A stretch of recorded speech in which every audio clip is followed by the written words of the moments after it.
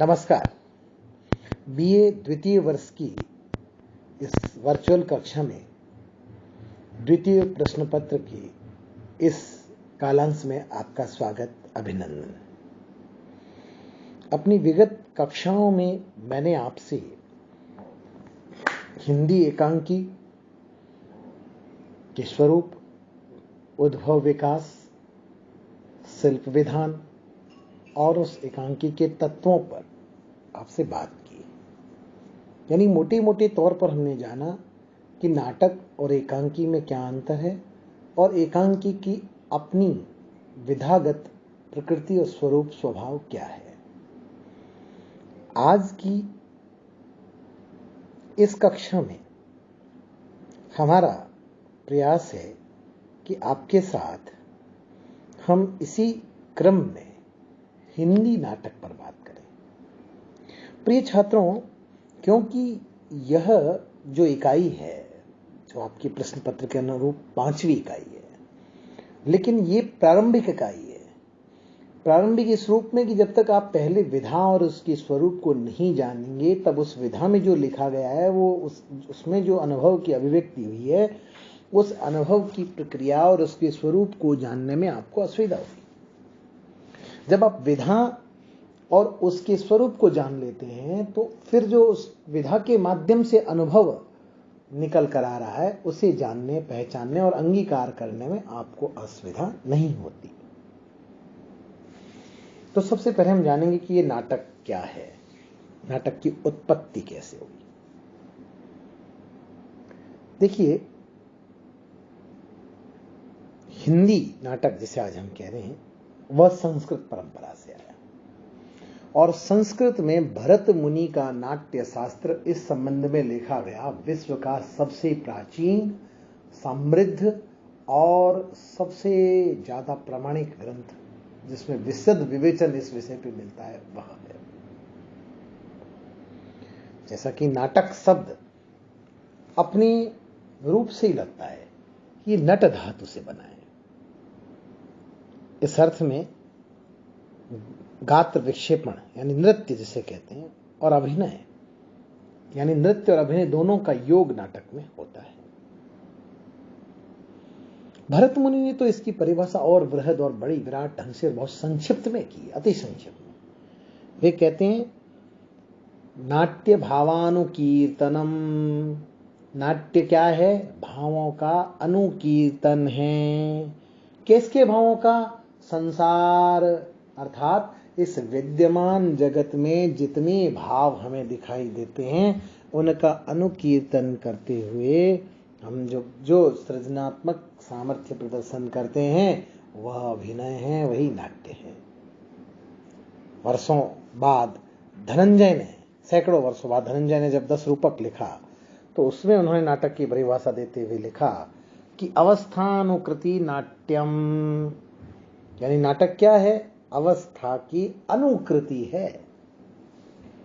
यानी वो जो नाटक है, जो काव्य, उन दिनों सभी को काव्य कहते थे संस्कृत की परंपरा में, तो उसमें जो नायकों की अवस्थाएं बताई गई है, वे नायक जब एक रूपता के साथ उन अवस्थाओं का अंगीकार करते हैं, उन सारी अवस्थाओं में एक रूपता लाकर उसका प्रदर्शन करते हैं, तो आप समझिए उस अभिनय को, उस खेले गए जो सृजनात्मक एक अनुभव को हम नाटक कहते हैं।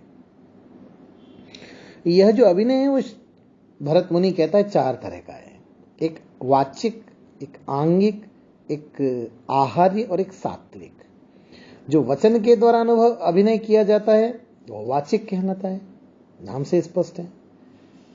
तो कायिक या आंगिक यानी काया के माध्यम से, अंगों के माध्यम से किया जाता है, वो कायिक हो गया, आंगिक भी कहते हैं उसे। और आहार्य में ये होता है कि जो वेशभूषा, ऊपरी श्रृंगार है, वो सब आहार्य है। और इन सब के योग से जो मूल भाव प्रकट करने का प्रकार है, वो सात्विक अभिनय है। यानी सात्विक के लिए इन तीनों का होना बहुत अनिवार्य है, तब वो, और वही मूल अभिनय है। सात्विक का मतलब सत्व, अर्थात जैसा भाव है वैसा उसको प्रस्तुत कर देना। ठीक है ना। अंग्रेजी में नाटक के लिए ड्रामा शब्द का प्रयोग है और ड्रामा को ग्रीक में सक्रियता के अर्थ में लिया जाता है। एस्ले ड्यूकस ने अपने इंग्लिश ड्रामा नामक ग्रंथ में स्पष्ट करते हुए लिखा है कि ड्रामा शब्द ग्रीक में सक्रियता का द्योतक है। ड्रामा शब्द की व्युत्पत्ति से भारतीय और पाश्चात्य नाटकों में मौलिक अंतर एकदम साफ हो गए। वहां सक्रियता है और यहां क्या है, भावों का अनुकीर्तन है। तो सक्रियता तो है लेकिन वो उसमें ऑब्जर्वेशन भी शामिल है, सूक्ष्म निरीक्षण पर्यवेक्षण भी उसी में शामिल है। तो यहां एक दृष्टिगत अंतर आपके सामने प्रकट होता है कि एक ये अंतर प्रकट होता है कि भारतीय नाटक और ग्रीक ड्रामा, इन दोनों के मध्य एक बहुत ही साफ और स्पष्ट अंतर है। आइए हम जानते हैं कि हमारे यहां नाटक की उत्पत्ति कैसे हुई। प्रिय छात्रों, मैंने अभी थोड़ी देर पहले कहा कि भरत मुनि का जो नाट्य शास्त्र है वो इस समय इस विषय पर विश्व में सबसे प्राचीन, प्रामाणिक और उपादेय ग्रंथ है और उसकी इसी स्थिति और उत्कर्ष हेतुओं के साथ उसका जो जबरदस्त विन्यास है और उसमें व्याप्त ज्ञान जो है उसको देखते हुए पंडितों ने उसे पंचम वेद की संज्ञा दी थी। नाट्य शास्त्र को पांचवां वेद भी कहा जाता है। भरत मुनि ने नाट्य शास्त्र में इस विषय पर पर्याप्त प्रकाश डाला है, कथा दी है। और कथा क्या दी है कि त्रेता युग में जब 14 मनवंतरों में सृष्टि हुई तो वैवस्त मनवंतर आरंभ हो जाता है। तो वैवस्त मनवंतर में मानव को जब सुख और दुख दोनों मिले तो इंद्र ने सब देवताओं से जाकर मिलकर और ब्रह्मा को निवेदन किया कि हम कोई ऐसा खेल खेलना चाहते हैं जिसे देखने सुनने दोनों योग्य हो, जो हर वर्ग श्रेणी के मनुष्य समुदाय और सर्वसाधारण द्वारा भी उसका आस्वादन किया जा सके।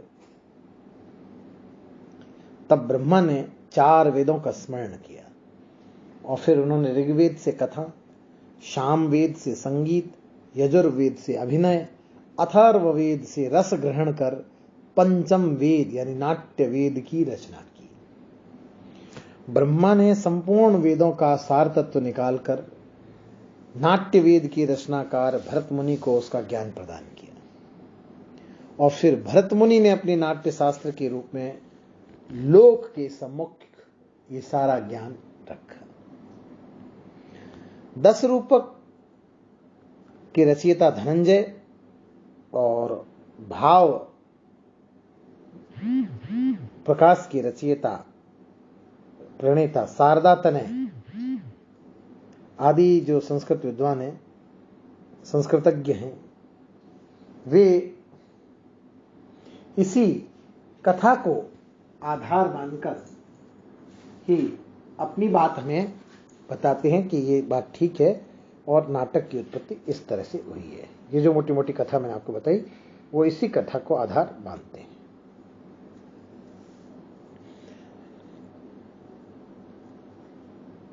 हालांकि आज के वैज्ञानिक युग में वैज्ञानिक दृष्टि से देखें तो इस कथा का कोई महत्व हमारे तार्किक दिमाग को नहीं समझ में आता कि इसका क्या मतलब है,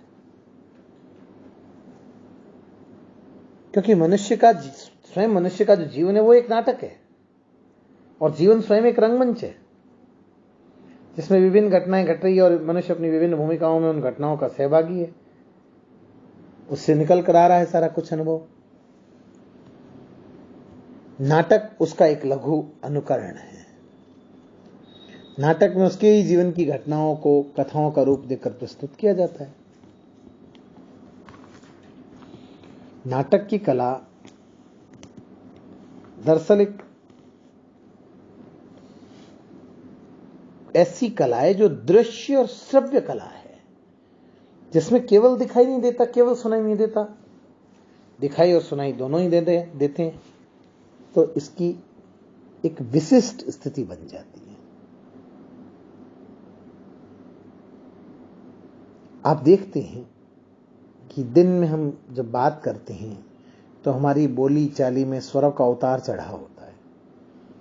कैसे हम हाथों को चला रहे हैं, मुख की, आंखों की, उंगलियों की भंगिमाएं बढ़ती रहती है, घटती रहती है। स्वरों में भारीपन, हल्कापन, तेजी आती रहती है। ये सब क्या है? ये सब अनुभव की अभिव्यक्तियां, अभिनय हैं। भले आप उस पर उस समय स्टेज पे ना है, लेकिन ये जीवन के स्टेज पर तो आप कर ही रहे हैं। वो तो बड़ा स्टेज है। घरों में हम देखते हैं कि एक ही दिन में हमारे कई कई रूप हमारे निकट के परिवारजनों को हमारी देखने को मिलते हैं। कभी हम गुस्से में होते हैं, कभी हम प्यार में होते हैं, कभी हम थोड़ी ढिठाई कर रहे होते हैं, कभी हम आलस्य देवी के साथ होते हैं।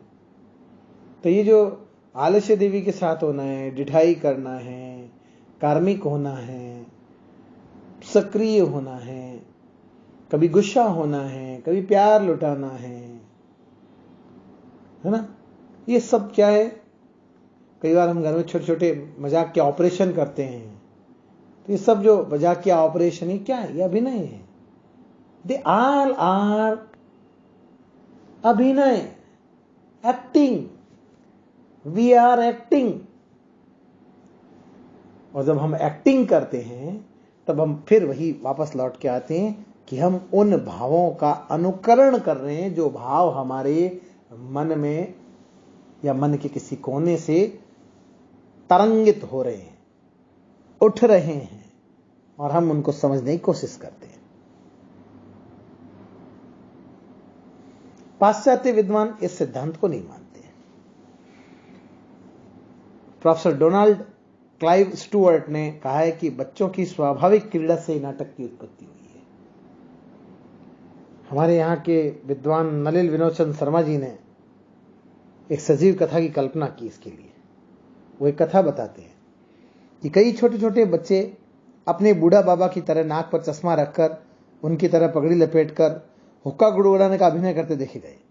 और यदि अचानक माँ ने देख लिया, पूछा, क्यों रे कुक्कू, ये क्या हो रहा है? तो उत्तर मिलता है, मैं कुक्कू नहीं हूं, मैं तो बाबा जी हूं। अब इसे क्या कहेंगे आप? इस बच्चे की सारी घटना को, इस पूरे विधान को आप कहेंगे ये नाटक है। ये उन बाबा जी के भावों का अनुकरण करना हुआ। कई बार हमारे अपने ही बच्चे हमारी तरह जानबूझ के बोलकर, हंसकर, बैठकर या अन्य हमारी मुद्राओं को अपनाकर हमारे सामने उनका अनुकरण करते हैं। यह अनुकार नाटक है। यानी नाटक के अंदर मनुष्य की 3 स्वाभाविक वृत्तियां प्रमुख रूप से रहती है। एक, वो अपने आत्म का विस्तार करता है। दूसरा, वह अनुकरण करता है। और तीसरा, वह आत्म प्रकाशन करता है। और इन्हीं के कारण से नाट्य की उत्पत्ति होती है। यानी मोटे तौर पर मनुष्य की 3 स्वाभाविक प्रक्रियाएं नाट्य के लिए हमेशा एक आधारभूत बिंदु की तरह काम करती है। वो है आत्म विस्तार, अनुकरण और आत्म प्रकाशन। तो प्रिय छात्रों, मैंने आज के अपने इस वर्चुअल व्याख्यान में आपसे हिंदी नाटक की परिभाषा, इस संबंध में भारतीय एवं पाश्चात्य विद्वानों के विचार, नाटक और ड्रामा शब्द की व्याख्या, उनमें तात्विक अंतर और पश्चात भरत मुनि के नाट्य शास्त्र से आपको यात्रा कराते हुए धनंजय के 10 रूपक और शारदा तनय के भाव प्रकाश से यात्रा करवाते हुए विस्तार से बताया कि कैसे नाटक जो है वो भारतीय परंपरा में तो इंद्र के द्वारा ब्रह्मा के निवेदन पर 4 वेदों से प्रसूत होकर आया, और पाश्चात्य परंपरा में जो इस कथा को ज्यादा महत्व नहीं देते, वो ये कहते हैं कि मनुष्य की स्वाभाविक वृत्तियों, आत्मविस्तार, अनुकरण और आत्म प्रकाशन के माध्यम से नाटक हमारे सामने आया। अपने अगले कालांश में मैं आपसे नाटक के तत्वों पर चर्चा करूंगा। तब तक आप इंटरनेट और अन्य पुस्तकों जो आपको बताई गई है उनके माध्यम से इस विषय पर आप पर्याप्त अध्ययन करेंगे और अपनी जिज्ञासाओं को हमसे साझा करेंगे। धन्यवाद।